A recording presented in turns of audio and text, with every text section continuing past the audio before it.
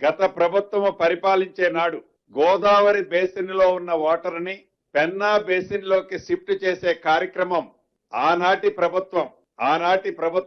2016లోనే కేంద్ర ప్రభుత్వంలో నిర్వహించే ఎఫెక్స్ కమిటీ మీటింగ్ లో 400 టీఎంసీలని లిఫ్ట్ చేయడానికి యాక్సెప్ట్ చేసిన ఆనాటి ప్రభుత్వం అది మరిచిపోయి ఈనాడు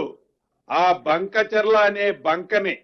ఈ ప్రభుత్వానికి రుద్దాలని, ఈ ప్రభుత్వాన్ని ఏదో తెలంగాణకి సంబంధించిన వాటా నీటిని ఇంకొక రాష్ట్రానికి వదిలేసే కార్యక్రమం చేపడుతుంది, నిమ్మకి నీరెత్తినట్లు ఉంటుంది అని ఒక గ్లోబల్ ప్రచారం చేయాలని తాపత్రయపడేదాన్ని కూడా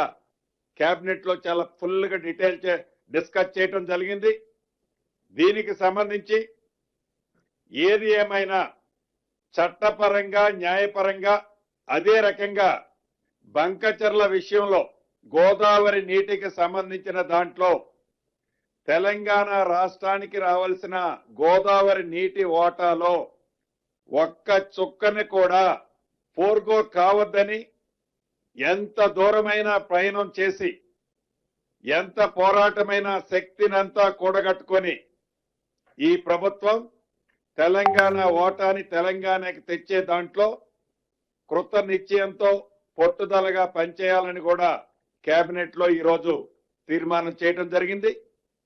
ఈ సందర్భంగా మీకు చెప్పాల్సింది, కుప్పదూసోడు పరిగేరినోడిని బెదిరించినట్లు అసలు వారి ప్రభుత్వంలోనే వారు అధికారంలో ఉన్ననాడే ఈ బంకచర్లకి ఫౌండేషన్ వారి ప్రభుత్వంలోనే జరిగింది. వారి ప్రభుత్వంలో జరిగిన దాన్ని కప్పిపుచ్చుకోవటం కోసం, దాన్ని మసిపూసి మారేడికాయ చేయటం కోసం ఏదో అది ఇది అది అని ఆనాటి ముఖ్యమంత్రి గారు కానీ ఆనాటి మాజీ మంత్రులు కానీ ఏదో తహతాలాడుతున్నారో దాన్ని తీవ్రంగా కూడా ఖండిస్తున్నాం. దీని పట్ల ఈ ప్రభుత్వం తప్పకుండా చిత్తశుద్ధితో పనిచేయాలని కూడా నిర్ణయించినాం. దీనికి సంబంధించిన పూర్తి డీటెయిల్స్ రాబోయే కొద్ది రోజుల్లో మోస్ట్లీ జూలై ఫస్ట్ వీక్ లో ప్రజాప్రతినిధులందరితో